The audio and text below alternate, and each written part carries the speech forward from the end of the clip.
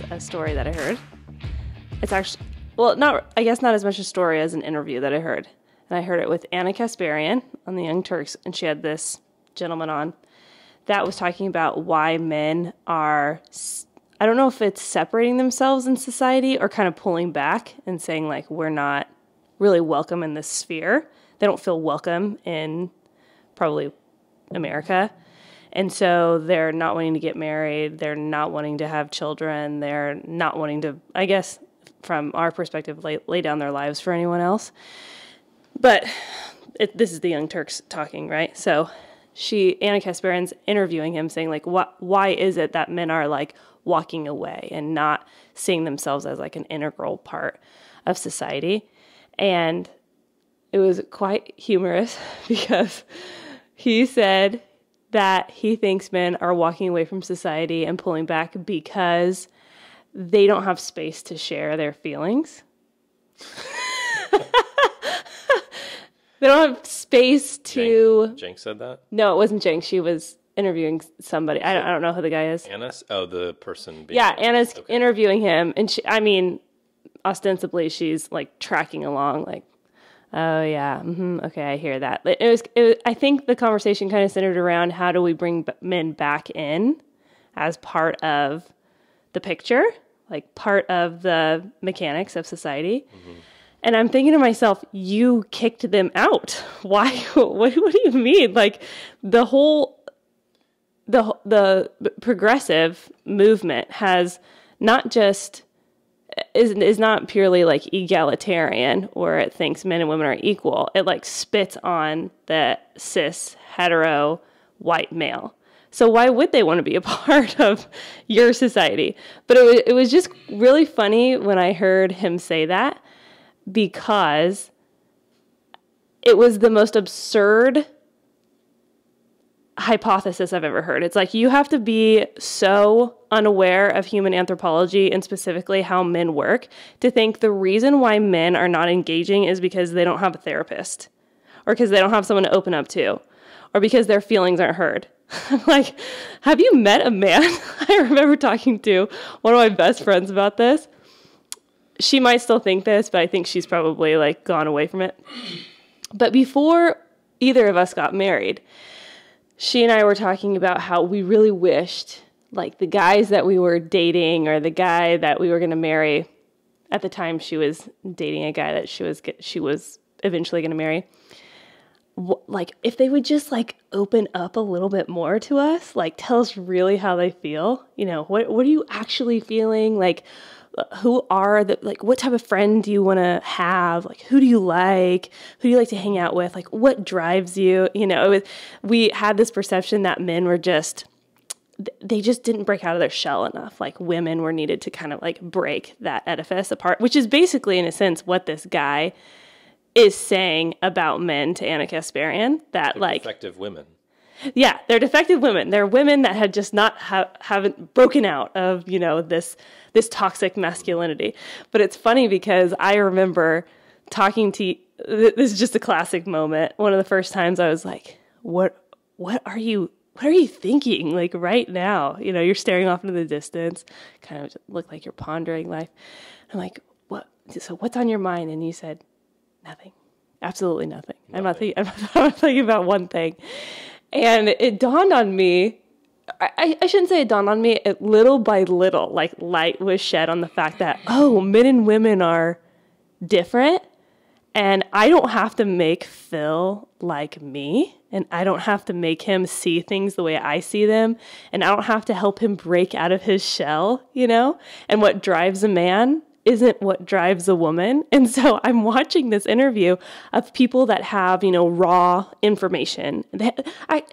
And beyond that, they have a successful news network, you know, that is a progressive news network. But they have, they're successful business people. People like to watch them on YouTube. And they have no idea what men are and what drive them and and I don't know if this man who's speaking, like, if he feels like that he is, people just haven't heard him enough, or if he's bought into that. But like, the man, the way that God made them, the reason they're not connecting with society is not because their feelings aren't being met. What are your thoughts?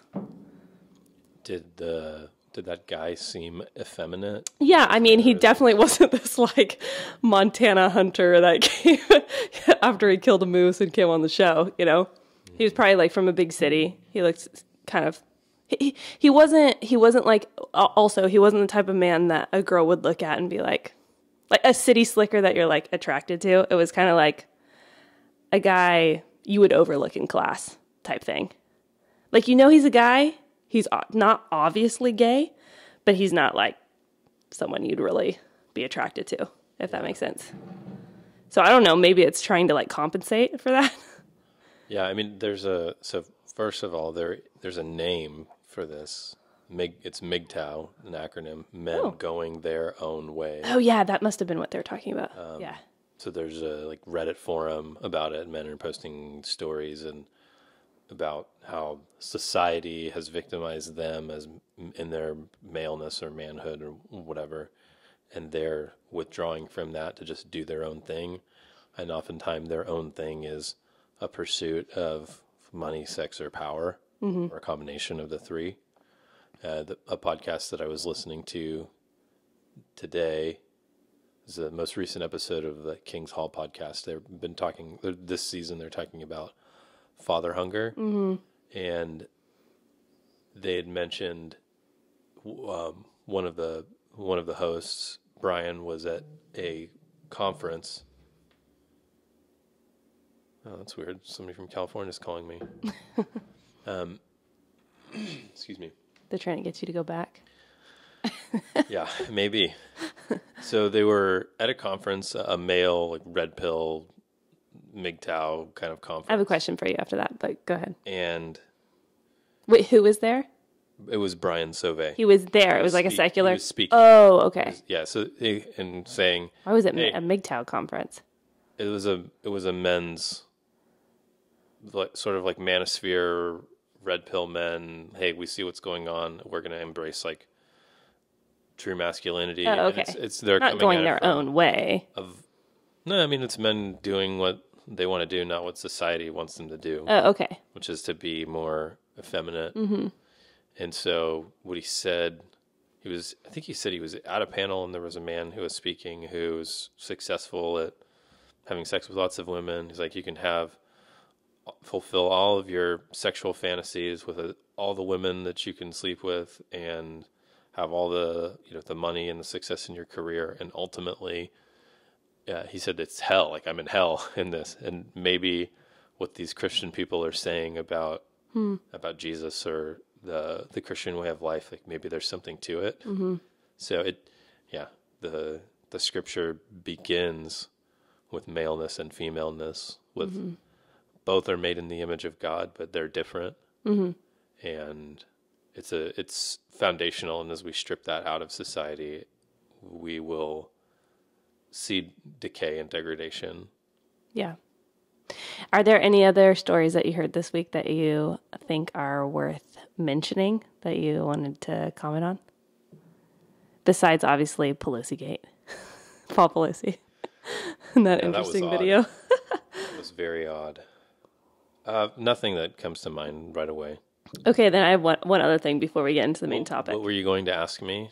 About what? Oh, I want to know what white pill is. I've heard the term white pill. Like, I know what red pill is, but what's white pill? So black pill is having a hopeless outlook. White pill is having a positive outlook. Oh, okay. Red pill is seeing the world, seeing through the matrix to see what's really going on. And blue pill is... You're in the matrix and don't know I'd rather stay in the matrix. I don't want to know what's going on. I'm just going to peacefully live my life. Okay. Yeah, that answers that. I assume there's a green pill and a yellow pill. And that will at least come up at some point. Yeah, you have to use all the colors. So I kind of pitched this idea to you a little bit, but probably in the last few years, I had come to the realization that this is going to sound silly to a lot of people, but come to the realization that just because you're a Christian does not mean that you know more than other people, which is it's really humbling, and it makes you rely on God that much more when you think, oh, there's a lot of people that are way smarter than me and are atheists and don't believe in God. But I believe, like, basically a lot of my faith was found in how much I knew and not in who God was. So I realized, oh, you know what? There's going to be a lot of people that are way more successful, make a whole lot more money, are more, I guess, in the ways of the world, more wise. And how do I reconcile that? I was kind of trying to figure out that. Well, there's nothing really to reconcile. I mean, the Bible doesn't allege that if you know God that you're going to know more information, obviously.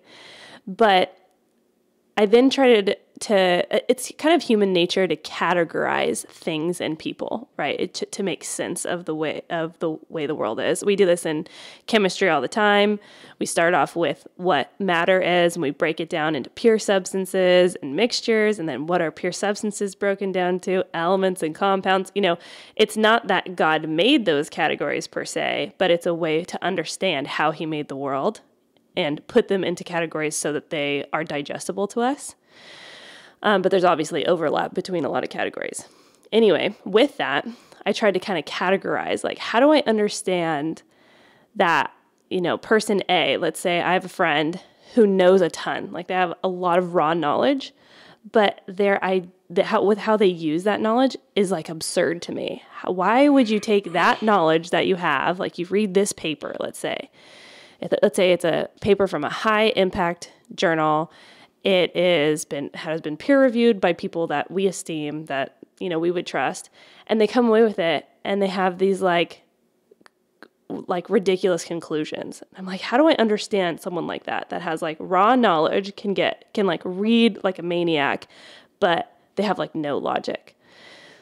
Okay, well, there are people that can have the raw materials and don't know what to do with them, right? You can get all the raw materials, you can mine the earth for everything, but that doesn't mean you're actually going to be a metallurgist and pull out what is valuable and make it into something that's useful. Okay, so then I finally understood, okay, there are people that have a lot of knowledge. They might be really educated, right? Educated, and secondary and higher education, might have a PhD. They know a lot of stuff maybe about chemistry. I was with people like that in grad school.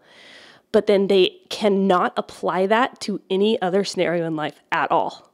Okay, so those are the people I thought, okay, they have raw knowledge. And actually, I skipped a category of person. There's also the category of person that doesn't have any raw knowledge at all. So those are the people that you like end up seeing on these interviews that make everyone look dumb about politics, where they say, wasn't it great when Barack Obama gave COVID relief money? And they're like, yeah, that's why I love Barack Obama. And it's like, it was actually Donald Trump. Oh, those people are the ones without, really any raw knowledge. And then the second category of people is they have raw knowledge, but they don't know how to use it. And then there's a third category of people that have raw knowledge and like wits, or I guess you would say they abide by the laws of logic. So they can take that raw knowledge and then they apply it appropriately. This would be someone who might have a pantry, like a kitchen pantry, and the person with the raw knowledge just has all the raw ingredients, right? All the raw materials that you might need for a kitchen. But the person that has logic knows how to assemble that and put them in a place that, okay, I should have the sugar. I shouldn't have the sugar, let's say, in a glass container at the top, because if I pull it down, it can fall on my head and break. They're applying their raw knowledge to be logical. And then there's the person that has raw knowledge, knows how to apply it, but is also wise. And we know that the Bible says that the fear of the Lord is the beginning of wisdom. So what distinguishes a Christian who should have raw knowledge, know how to use it, and wise from the people that have raw knowledge and they have logic? And to kind of get a picture of how I see this played out, someone like we've mentioned before, Tim Pool and his group of people on their podcast who we really like to listen to. So often I'll see them talking about, the information they have, then they'll apply it logically, and they totally miss that in their pursuit to establish what is right and wrong, they are asserting that there is an objective right and wrong, although they deny a creator or someone that has established what is right and wrong.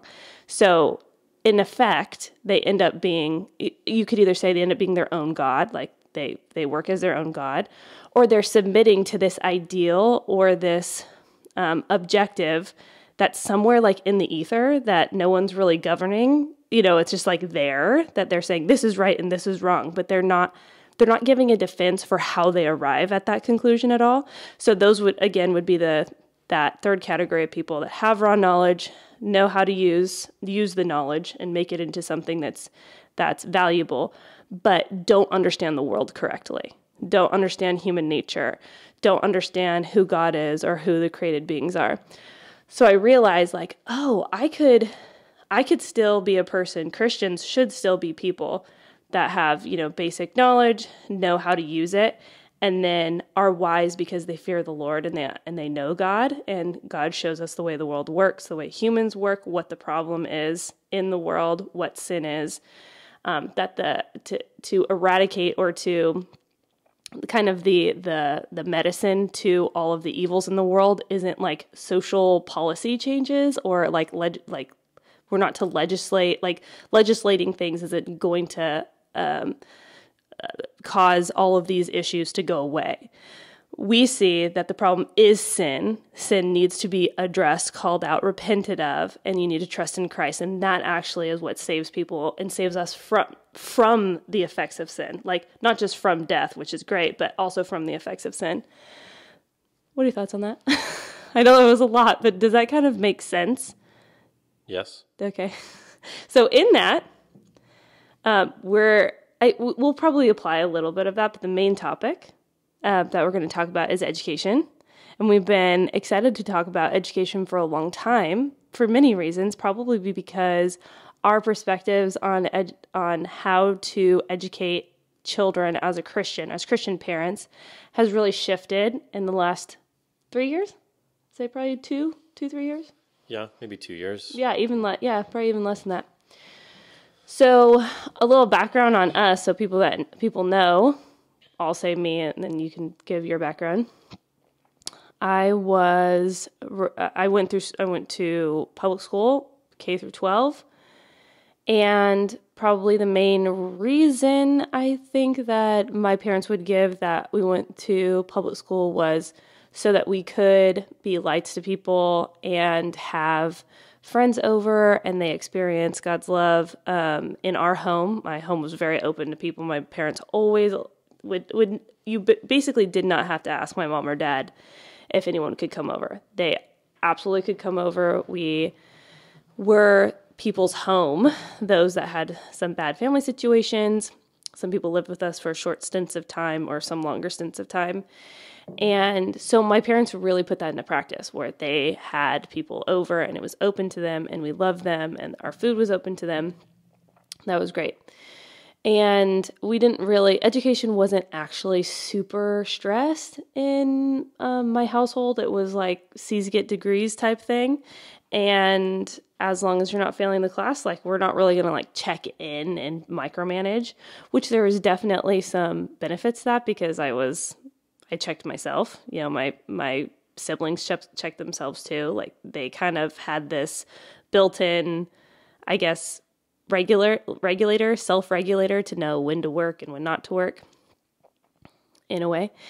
And so then I ended up going to community college and then university and grad school, all at public institutions. So that's my background. What is yours?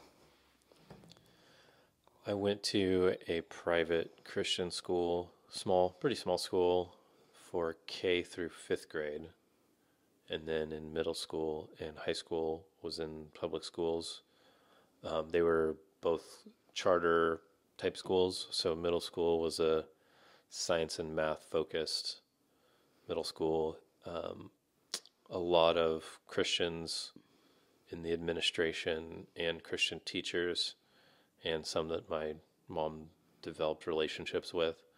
And then less so Christian teachers in high school, but a really high quality public education when compared to a lot of other public high schools. The school I went to was a top ranked school, and part of that was there was a admissions exam to get into this program at the high school, and it was a school within a school. So there were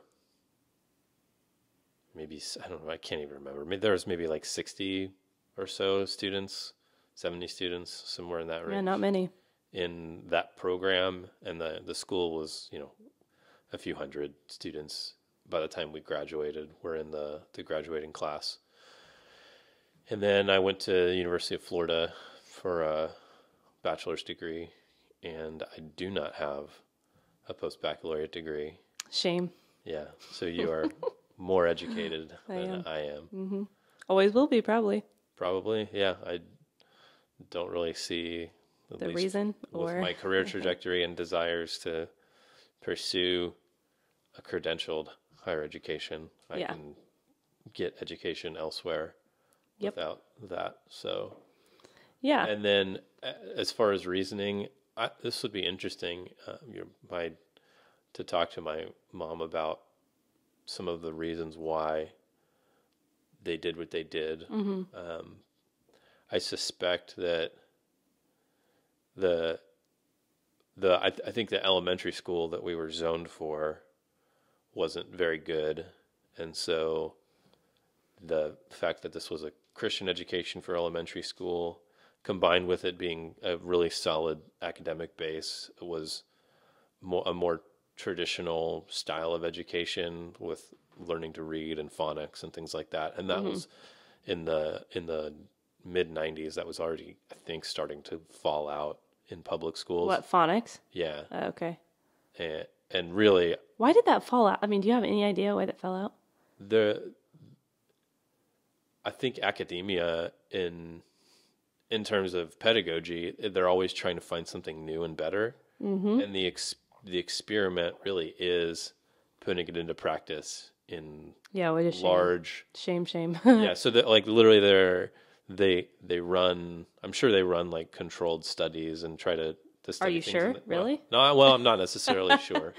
Ideally, there would be. I would hope that before these theories are implemented broad scale across the country in public school systems, that there's data-driven results on a small scale, but still you have to experiment on kids, and there's ample evidence for phonics as a really good way to learn to read. Right. Hooked on phonics. And I'm starting to hear advertisements for Hooked on Phonics again.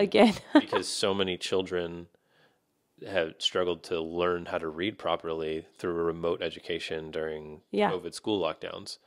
And so phonics is contrasted with whole reading, is that right? Yeah, like whole words and sight. I don't exactly understand that, but I think you're sounding out the words and then hooking the sounds up to the language that you've already acquired as a child, versus learning how to read whole words from the get-go, I guess, is this other method. Whole reading, you mean? Is that what it is? I've read a little bit about whole reading. I did phonics, so I don't really even know what whole reading is, but. And then the elementary school, like many private Christian schools, has a robust early education, elementary school program. And as the education gets a little bit more specialized in junior high and high school, when there starts to be labs and you're breaking out not just a generic history, but maybe an AP class or things like that, it becomes a little bit harder monetarily for schools to fund, for private schools to get excellent teachers and fund that. And so it went from, in elementary school, I think there was usually 2 classes, so you'd probably have somewhere around 50 to 55 children in a grade year, to in junior high, maybe it was like 30, go on. 30, and then by the time they were graduating, there was graduating classes of like 5-10 students from this high school. And so that was part of why my parents wanted the education at this magnet charter school, was because they knew something about the principal and about some of the other administrators and teachers. They knew it was like a very Christian influenced school. Yeah. Even though it was public, it had good academics, and it ended up being like convenient with where my dad worked. And stuff. So. Right. So when we first got married, and we knew that we knew before we got married that we wanted kids, What was your thought about where our kids would go to school? I figured they'd go to public school. Yeah, I did too. Did you think much about it, or is it just kind of a default? No, I feel like I got a really good education to learn facts and science and how to write an essay and things like that in the government schools. And so I just kind of assumed that as long as you're in the right neighborhood and you're sort of involved as a Christian parent, that it wouldn't be that big of a deal. Right. How could it hurt them, you know? Yeah, I thought the same thing. I think part of mine, free. And it's free, yeah. But not, but it is. Yeah, exactly. They're going to pay for it anyway. I assumed that they'd go to public school, and one of the reasons was because I wanted my kids to be light, salt and light to children that did not know or have any exposure to Christ. And I wanted to, I also, my family has an aversion to pretentiousness. Pretense? I was like, is that the word? Pretense. I don't know. People being pretentious. Like an automatic aversion to it. Anytime that my parents could get like a nice car, my mom would always say, oh, no. I can't have people seeing me drive that car. They're going to think that I'm like snooty or stuck up. Sorry, Mom, if I'm putting words in your mouth. But it was something like that. Like, we didn't want to show off anything, especially because I was zoned for a pretty, almost all the schools I went to were pretty poor. We lived on the side of town that just, it wasn't as nice of a side of town. We lived in a nice area because we were down in kind of a more rural area. But my parents didn't want to shift us away from that because, and one of the arguments for this was we had acquaintances that lived on the nice side of town, and the friends would kind of tease us for going to the bad schools.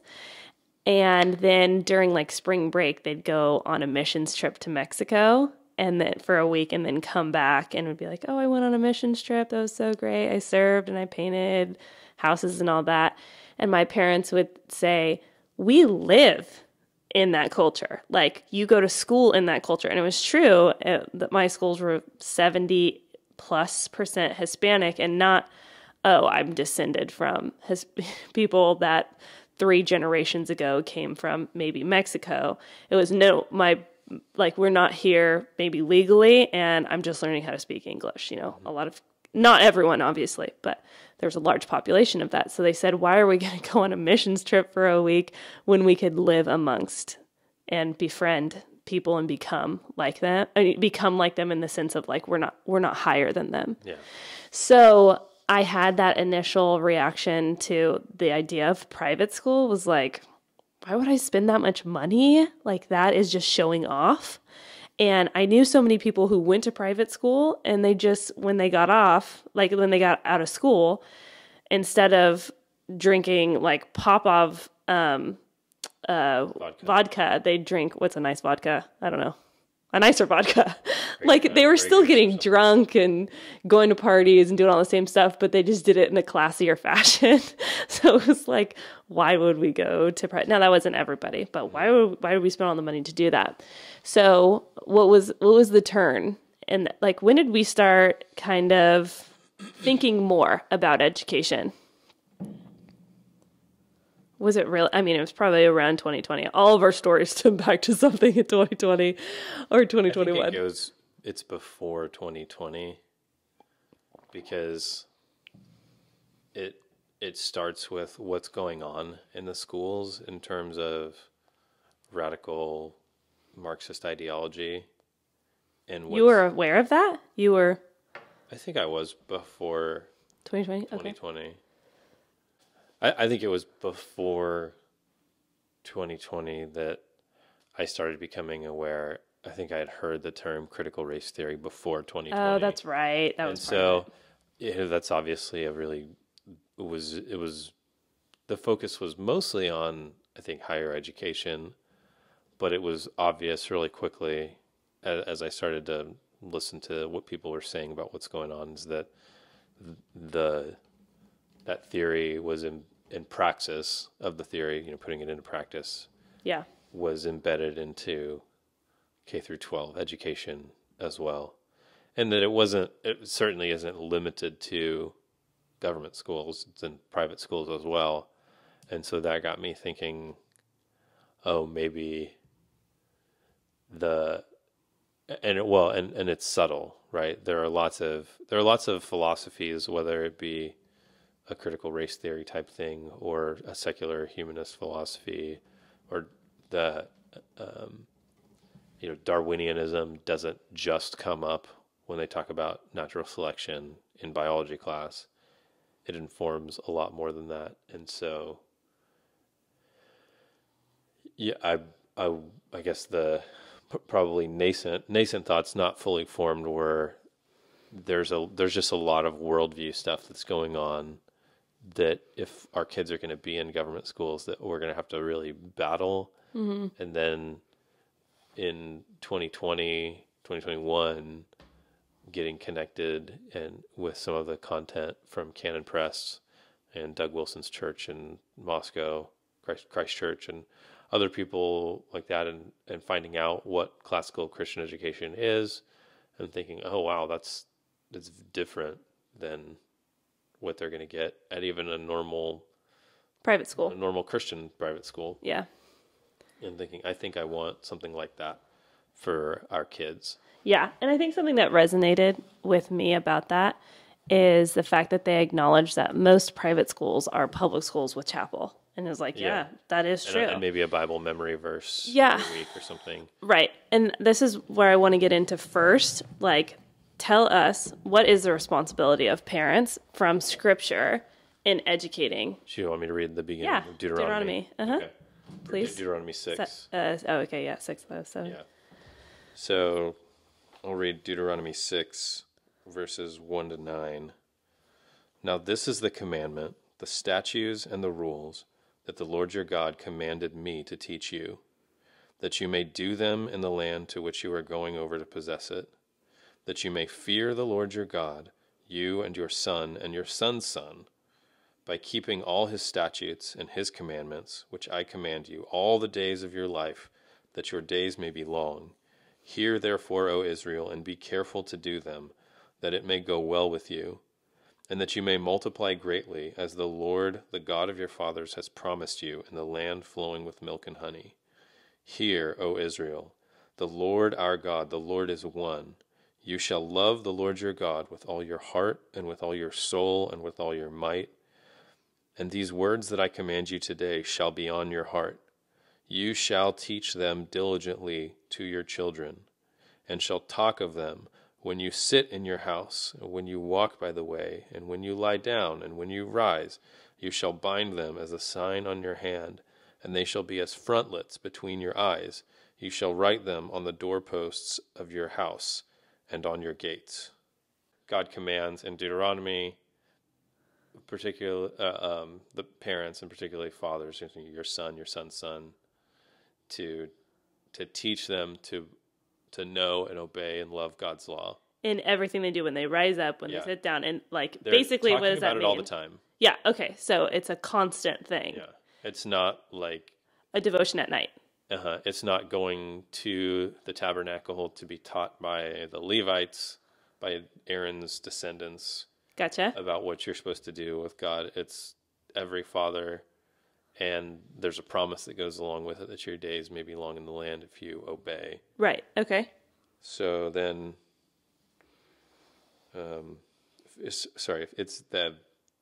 Ephesians 5 ends and goes into 6, 6:1, children, obey your parents in the Lord, for this is right. Honor your father and your mother. This is the first commandment with a promise, that it may go well with you, and that you may live long in the land.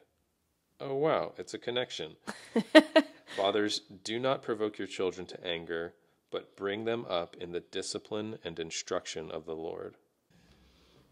So the idea of paideia is, it's enculturation, so it's initiating and welcoming and forming young people into the way of life of a certain group.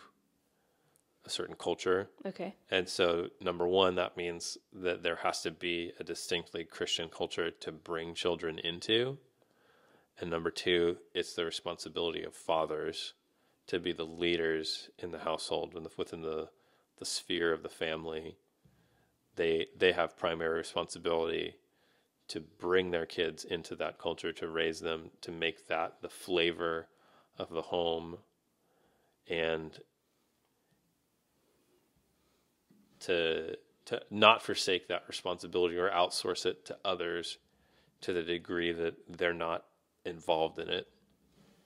There might be seasons where a father is away for work or for war or something like that, or where the father is incapable of doing that enculturation at a certain level. There's always exceptions, but the principle is that it's fathers who are doing that.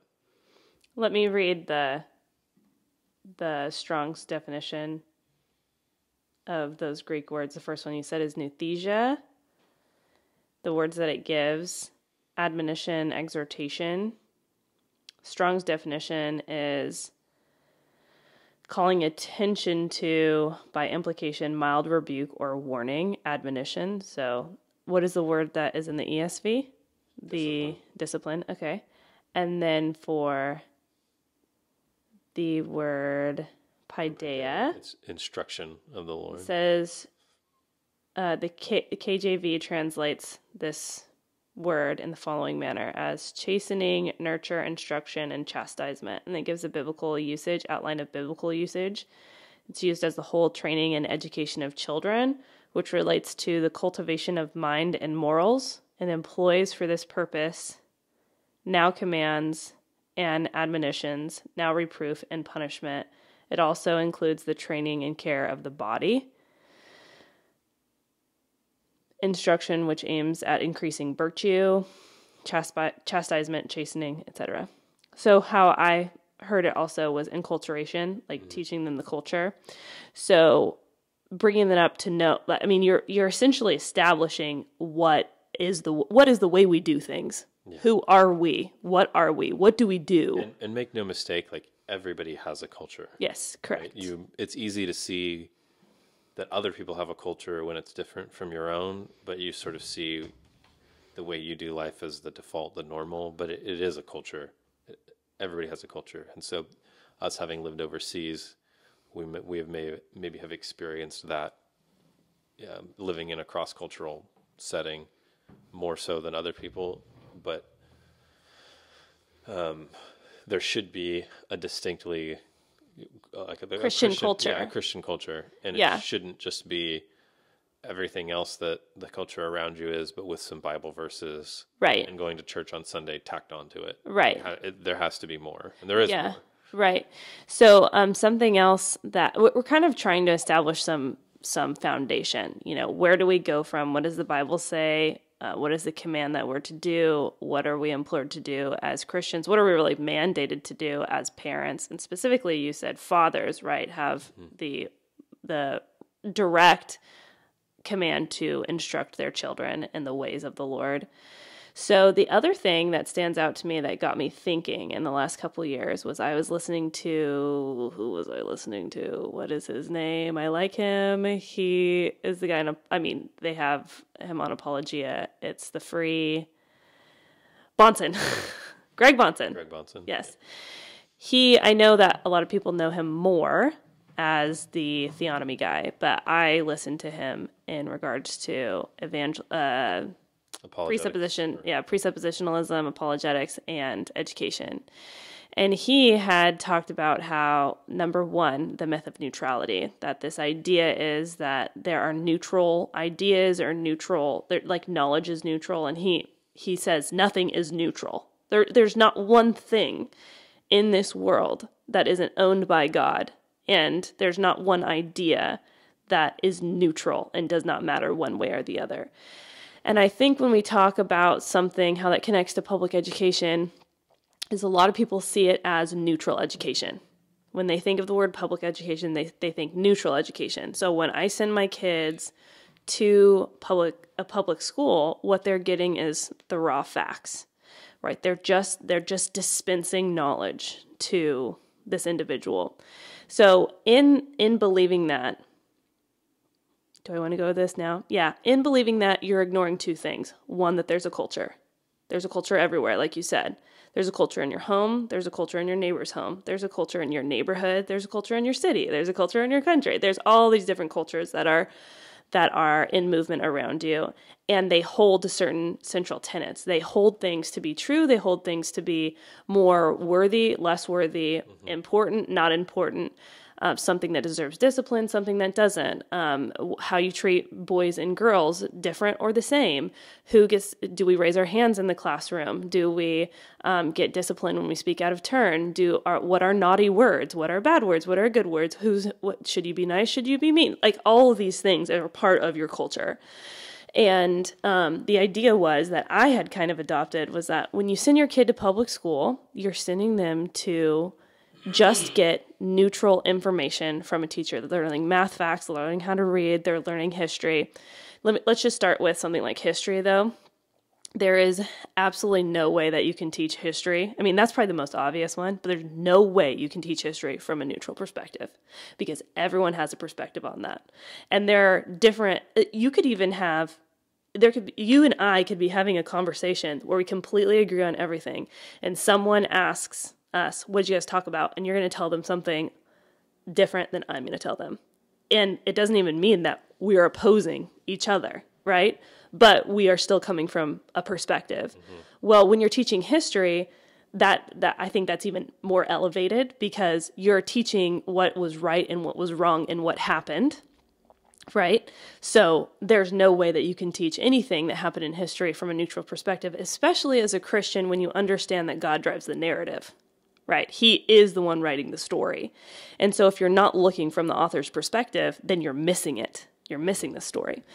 Additionally, though, people might say, okay, I get history. Like, we can't teach history from a neutral perspective, but you can teach math from a neutral perspective. And again, I say, no, you can't teach math from a neutral perspective because it's still connected to central axioms. It's connected to certain truths. That's why you have people who are progressive or who are woke, whatever you want to call it, I guess postmodern people that would say that how do we really know 1 + 1 = 2? How do we really know 2 + 2 = 4? How do we know these things? We know as Christians because we are bound by the laws of logic, which God set in this world, and those have remained unchanged. And we have to abide by them in the same way that I can't jump up and stay up because I don't like the law of gravity. I know that if I put 2 items and 2 items together, I will have 4 items because I can't break that law. But if you aren't bound to the laws of logic in the way that God has established them, then you can and you will deviate. But to add to that, Jesus says, let me get this reference, to love the Lord your God with what? What does he say? Your heart, soul, mind, and strength, and to love your neighbor as yourself. Let me get the reference.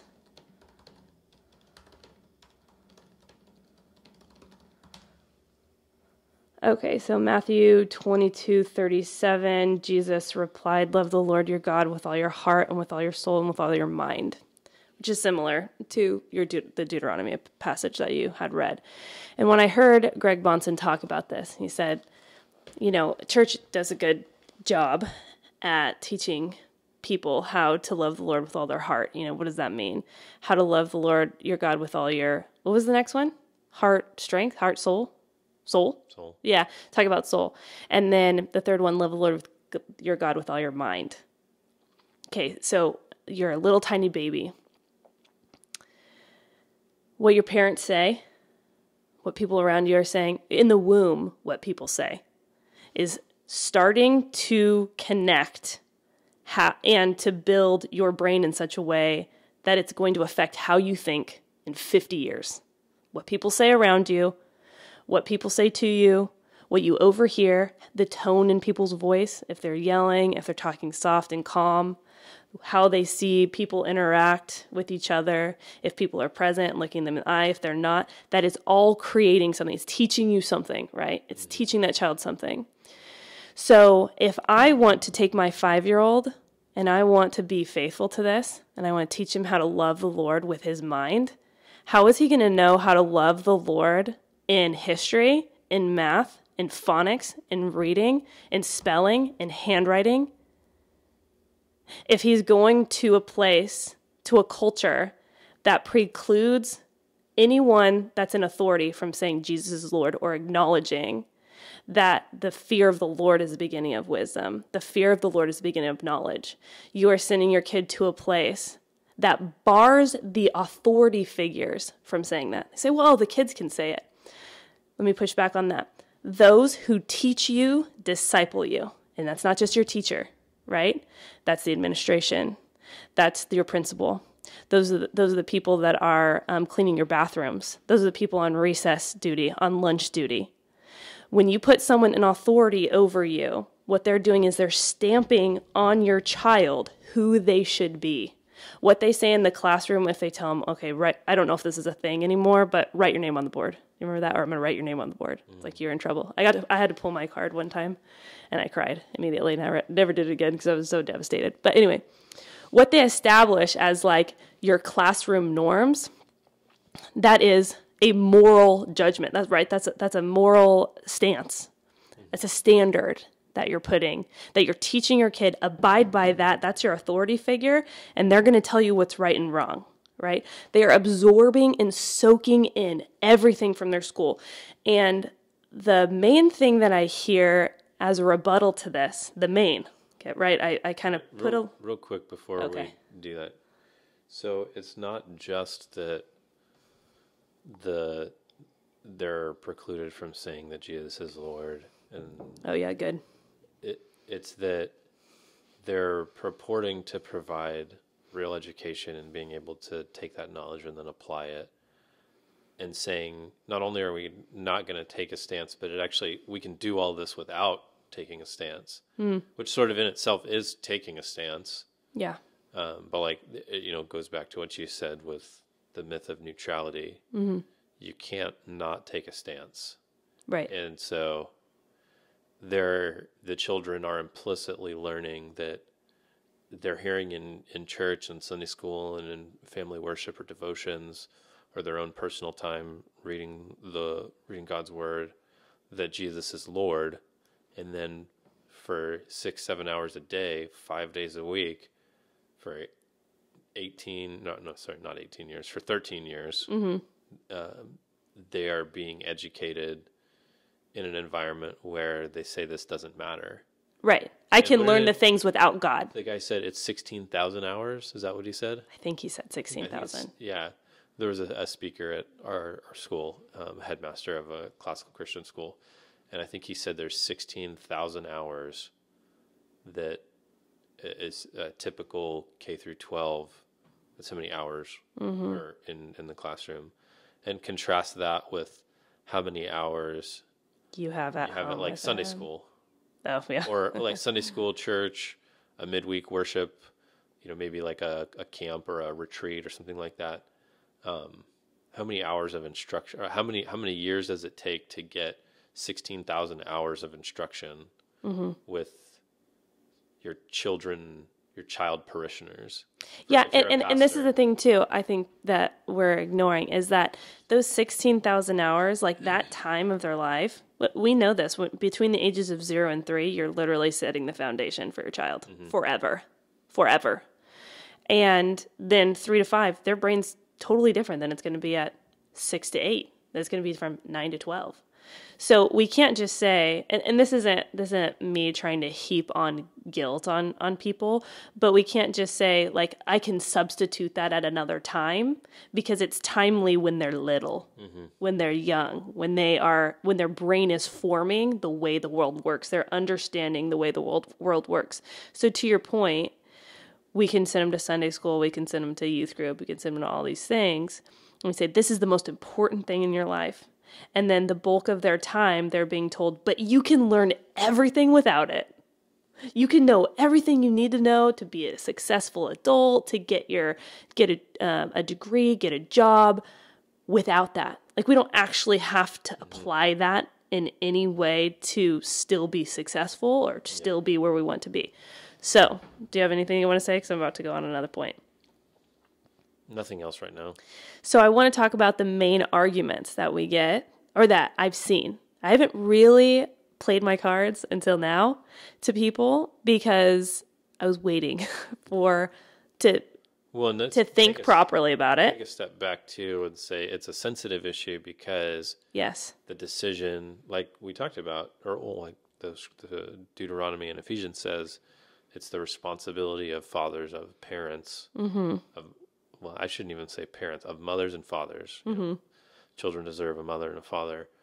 Mothers and fathers to decide how to educate their kids.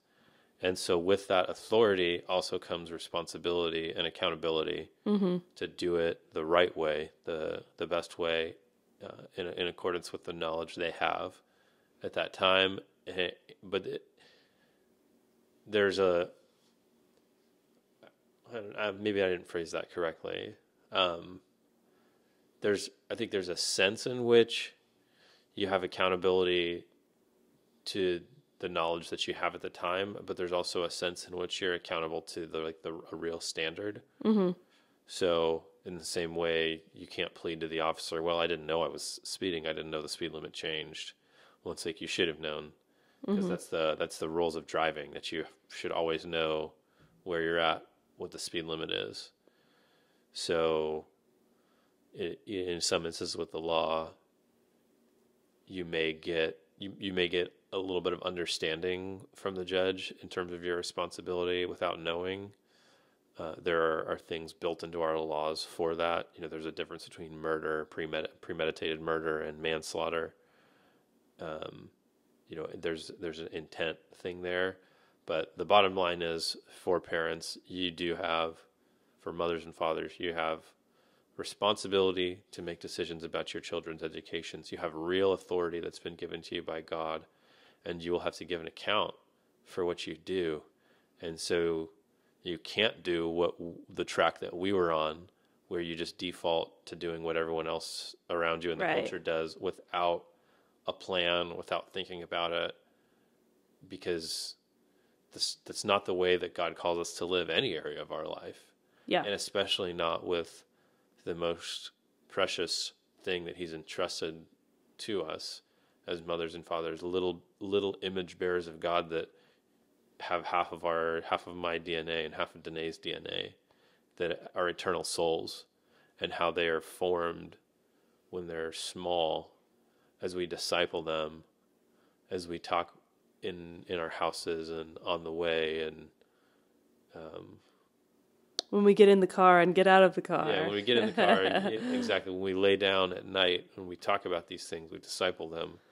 Like, this is it. This is our responsibility. Yeah. And so when we are talking about this, we're not trying to make people feel guilty, or boss people around and say, this is what you have to do, this is the only way. Right. But we're trying to lay out the framework for how we understood it, and really, I think a lot of other people who haven't been forced to think deeply on these things, or maybe in many areas of their life, they're fighting against the culture and trying to really live for Christ, but for whatever reason, this was just a default position that they were never questioned on. Nobody pushed them to think about it. Like, I think that a lot of people will come to see and agree with us that at a bare minimum, they don't want their kids in public education.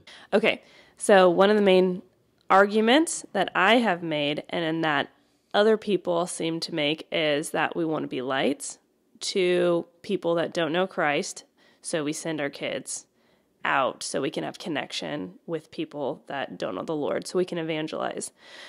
Couple of things. So just imagine being a Jew that just came out of Egypt, and we're like, we would like to reach them.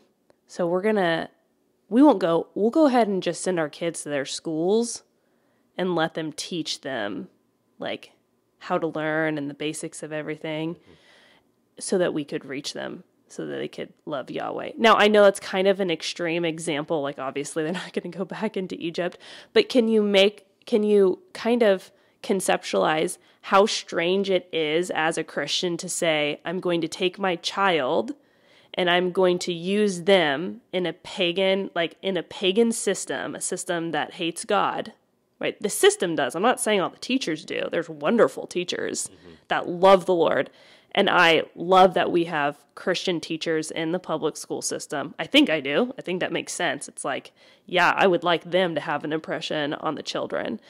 But again, think for a moment. I'm going to take my kid and I'm going to have them submit to the pagan system to learn how to about everything except church stuff.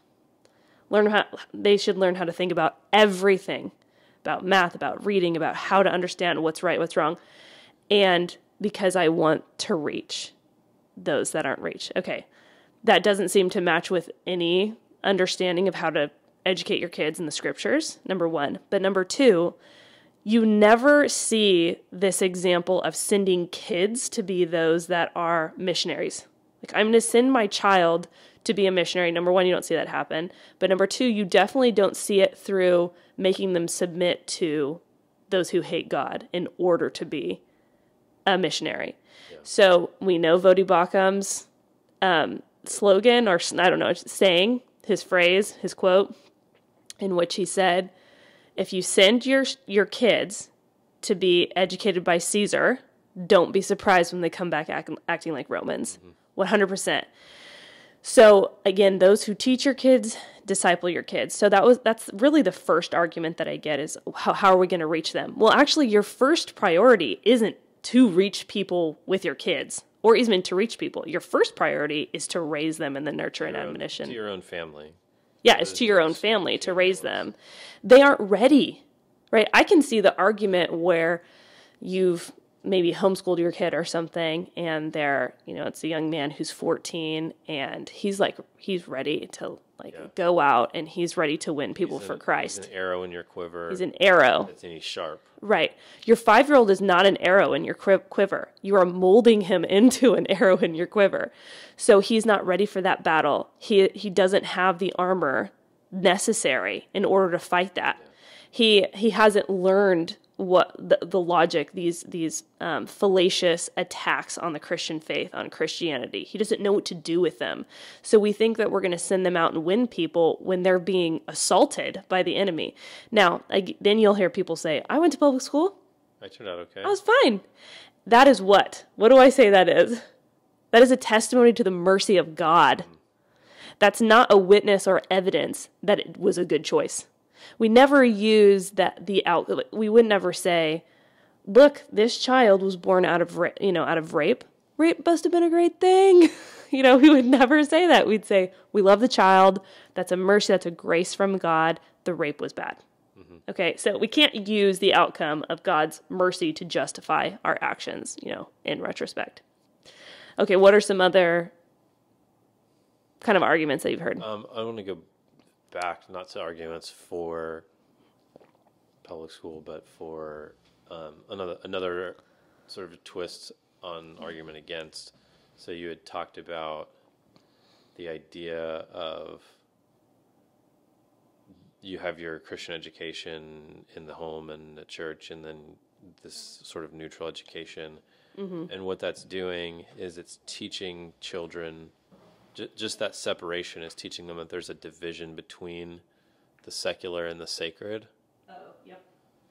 That Christ's domain is the spiritual stuff, but the educational stuff, the science stuff, the history stuff, the literature stuff, that's not really Christ's domain, because we don't talk about Christ in relation to it in these 16,000 hours that I'm spending in school. And so it's not an explicit lesson, but it is something that children will implicitly understand. And then the church is doing the same thing with regards to health in the body, physical body. So we honor God with all of our strength, with our physical bodies, with our health. And we have a big focus on the spiritual aspects of Christianity, on an emotional, a friendly, a familial connection with God, on the knowledge that we have our affections ordered rightly toward God, toward our families, towards image bearers of God, towards the people of Christ. But we also have a responsibility and authority in terms of our physical body. And many Christians have adopted an almost Gnostic view that the spiritual stuff, the church stuff, is what matters, and it's the spiritual sins, whether it's the lust or the greed or the covetousness, the hatred or bitterness, the gossip, those kind of things are what need to be addressed. But if there's like physical sins of the body, of like gluttony, or or not even just gluttony. I mean, you could just eat crappy food, drunkenness, weird sins of control or lack of self-restraint, overwork, of sloth, not resting, in not having any exercise, or workaholism, in stressing out your body, like all those things. We're not a body and a soul sort of separated, but we're a body and a soul connected, right, inextricably, where like what affects the mind and the soul affects the physical body, and vice versa. Yeah. So the divide between this is sacred and this is secular, right, is a false framing of reality. Yep. And the idea that you can be educated without the acknowledgement of the lordship of Christ feeds into a fundamental misunderstanding of who we are as image bearers of God, body, soul, knit together. Right. So where Asher is right now is at a classical Christian school hybrid program, 3 days there and then 2 days at home. And it's exactly what you're saying. We are trying, and I teach there too, we're trying to do the best we can with students to teach them that everything we do is as a Christian. Mm-hmm. We read as a Christian, we take notes as a Christian, we sing as a Christian, we clap as a Christian. Like everything we do is as a Christian, and there really isn't a divide between those two things. So when I wait for my teacher to come into the classroom, I wait because I respect those that are in authority, because I'm a Christian.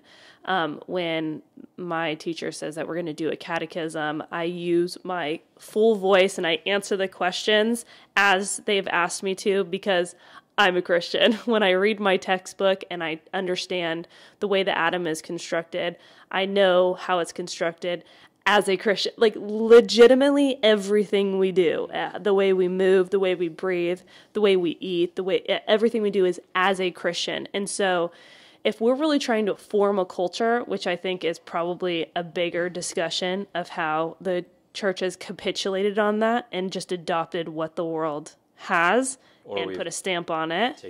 We've taken things and done a crummier version of it.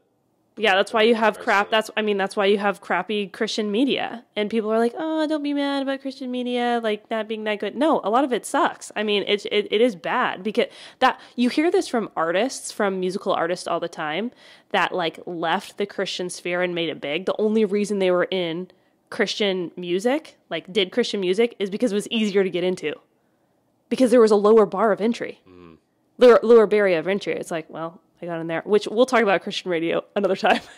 But all that to say, this is our first kind of pitch to people to think about how are you educating your kids, where you're sending your kids, is the place that you're sending your kids also reinforcing what you're saying at home? Yeah. Is it teaching them how to love the Lord with their mind? Is it teaching them that every square inch of this world belongs to Christ? Or is it teaching them that this part belongs to Christ, but this part doesn't? Yeah. And to remain a perpetual alien that just says, well, it belongs to Satan and he's taking it over anyway, so we might as well just like befriend people on their way out, you know?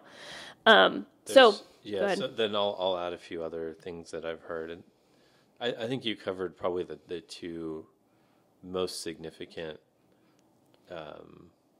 thoughts and like why it's okay or why I should send them there. Another is not just so that the kids can be missionaries, but so that the parents involved in their kids' life and their kids' friends and stuff will have.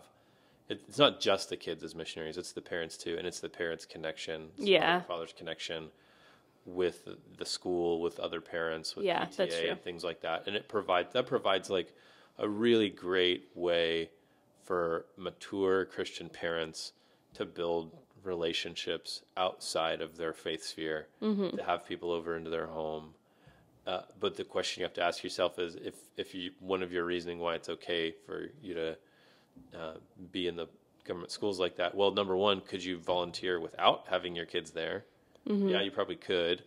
And then number two, if you are going to send your kids and are you really doing that? Yeah. And then parents saying, And there are parents that do. yeah, absolutely. Yeah.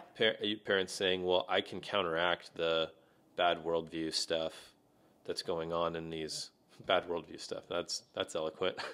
It's late. Yeah, it is.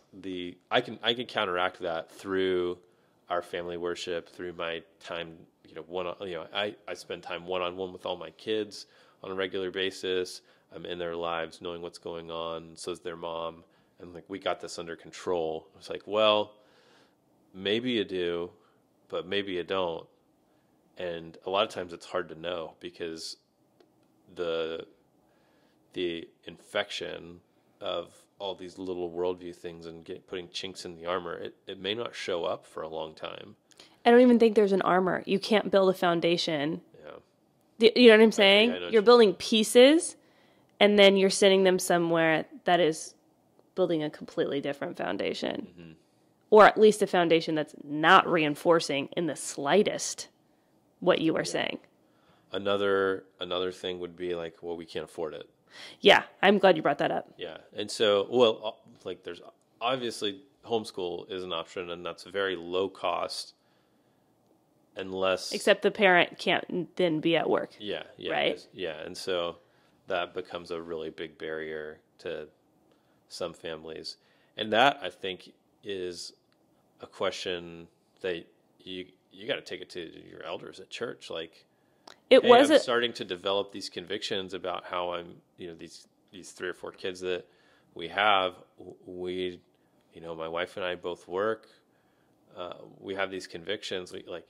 Number one, are there elders or trusted people at your church who can sit down and help you look through your budget and the money that's coming in? Right. Maybe you can move some things around and find it. Probably every private school has some level of scholarship and or discounts or things like that, and there's zero shame in availing yourself to that. And then sometimes it's a matter of like, hey man, you need to go out and make more money. Mm-hmm. Your career has stalled, or you don't have ambition, or you have to make some serious sacrifices. Mm-hmm. Because what does it profit a man to gain the whole world and lose his soul, or to lose his children? Right. To gain a healthy 401k, but to lose your children. Yeah, and this isn't to say that there's a guarantee, right? You put your kids in the right thing, and there's a lot more to think through about this. This is just a preliminary, hey, have you actually thought about how we're educating and what that's saying to our kids and to the world, that they can have them?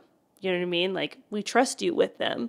Very few people would actually drop their kid off at a babysitter that they didn't know, but they'll drop them off at a school that they don't know. And we didn't even talk about, there's obviously huge scandal with the Catholic Church about child sex abuse. Uh-huh. There's scandals in the Southern Baptist Church, the Church 2 thing about abuse, women and children in there. There hasn't been a major news story about sexual abuse within. Well, it's covered up. I mean, Virginia, we already know what's going on in Loudoun County. I mean, some of us know what's going on in places like Loudoun County. But I'm talking. There's a cat. Do you know there's a student who says they're a cat in Oconee schools? There's a cat kid. Whatever trans species, I don't know what you call it, but they're allowed to purr and jump on stuff in the classroom. I did not know that. Yeah, because why would you publicize it? Do you know what I mean? Like, why would the news stations publicize it? The best schools in the state. I know, it's a bummer. They got a cat kid. Now, I feel for the kid, obviously, and whatever happened. No one loves the child enough to tell him no. Right, exactly. Stop it. And so, all that to say, this is just our initial pitch. This is not supposed to be condemnation. This isn't supposed to be that we have it figured out and all you people out there don't. This is definitely not, because it's only by God's mercy and His grace that we are where we are, that we have this conviction and that we're following through with the conviction. So, and I don't want people to listen to this that have already put their kids through school and just have this deep, like, wow, I failed as a parent. you can only be faithful where you are now, not where you were 20 years ago. Like, you have to start with the information that you have right now. So this isn't to cause division. It's actually to create unity, right? We want to be unified on this as a church. It's been too long that the church hasn't actually talked together about how we should educate our kids. I don't know if I've ever actually heard anyone speak in authority from a church that I've ever been to about how we educate our kids, how to properly do that, because I think it's just so uncomfortable. It's so uncomfortable for people to do that. So that we're going to have a second episode that talks specifically about classical Christian education, what that is, why we decided to do it. We don't die on the classical Christian education hill. We do almost kind of die on the every kid should have a Christian education hill, though. Yeah. On the money part, I just wanted to reinforce something that you said, or reiterate something you said. A lot of people, I actually read an article on the Gospel Coalition from a prominent female writer that was talking about why she had decided that her kids would go to public school. And she used the phrase, we wouldn't be able to meet our family financial goals if we had chose private school. And I was like, oh, that'd be the worst reason you could ever give, because they are your goal. Yeah. They are your goal, number one. Number two, they are your inheritance. Number three, they are your 401k. They are your retirement. That is what that is for. It's not for family vacations. Mm-hmm. I love family vacations. I want to go on some one day when our kids are older, but that's not what it's for. I thought, if you're going to spend money on anything, I mean, literally anything, wouldn't it be to teach your kids how to think about the world properly? Wouldn't it be to teach your kids how to love the Lord properly? Better than Disney World. Like, I want my kids to leave Christian education not with their heads full of information. That's not the point, right? I don't want them to know all the capitals of the countries and impress everybody by their knowledge. Not the point. I want them to have virtue, character, and wisdom. I want them to learning. And a love for learning. Yes. Virtue, character, and wisdom, a love for learning, to know how to identify and to embrace and learn the good, the true, and the beautiful. They know it's good and true and beautiful. And when they go out, they graduate, they hear these arguments, these lofty arguments against Christ, and in their mind, they're like, tear them down. That's simple. That's child's play. You know what I mean? They're not cocky about it, but they're like, God, you've already instructed me in this. Like, that's not even a thing. That's not a barrier to me, because it's torn down. They have been taught how to tear down every lofty argument. And so the world is afraid of them. Like, sometimes we're saying, what are you afraid of by sending your kid out into the world? No, I don't want to be afraid of what the world's going to do to them. I'm kind of afraid for them after my kid's raised properly. Like, they should be afraid, because he is going to be a force. He's going to be the person that gets in a rich but loving debate with someone, like, where they're really going after each other's worldview, and then he invites him to dinner after to his house, and his wife makes this like wonderful meal, and they share great conversations, and they laugh, and they enjoy each other's company. Like a guy who hits hard, like he knows where to hit hard, how to think properly, and he embraces people into his home and feeds them good food and gives them good drink. And that's the kind of person I want. I'm not looking for the brainiac. I'm not looking. It's great if they are, but if they're an egotistical brainiac, then I've lost. Yeah, I failed. All right, that's our pitch. You have any last thing to say? Yeah, I'd like to close with a quote from a public school teacher in big conservative bastion of California, Bakersfield. Like, legitimately, yeah, it is a conservative stronghold in California. But this is a blue-haired, I think, high school teacher. So this is a quote from her in a New York Times article. This woman is named Olivia Garrison. She says, "My job, which is a public service, is to protect kids," said Olivia Garrison, a history teacher in Bakersfield, California, who is non-binary and who has helped students socially transition to, another gender at school without their parents' knowledge. Quote, "Sometimes they need protection from their own parents. Mm-hmm. I'm not saying my kid there. That's not happening everywhere, but it is happening. I almost was like, we should just end the episode on sometimes they need protection from their own parents. Yeah. Okay, is that it? Anything else? All right, let's say bye.